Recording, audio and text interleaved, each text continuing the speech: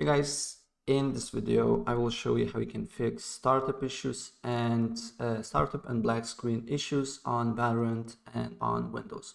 So for that I will show you a couple of solutions and without further ado, let's get started. First of all, what you need to do here, you need to make sure that your operating system and your GPU is on latest drivers. So to update your operating system, just on search, write check for updates, and then press check for updates and make sure that you're running the latest drivers here.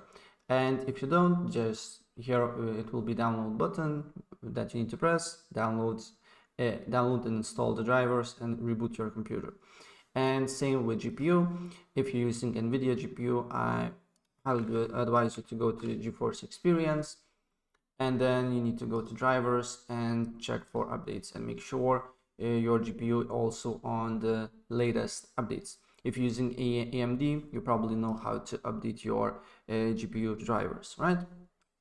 And once you do that, then the next thing that you can do here, you can go to your local disk where you basically have all your Valorant files. For me is on disk C, program files x86. On Riot Game, then go to Riot Games, probably it will be pretty much similar to you. Go to Valorant Live and right click on this one, go to Properties, Compatibility, and make sure to take this option, run this program compatibility mode for Windows 7, and also have this option disable full screen optimization, and press apply and then OK. And guys, if the problem persists, then the last thing that you can do here, you can uninstall Riot Vanguard. So close the Vanguard on the bottom right. Here it should be Vanguard if you do not close it.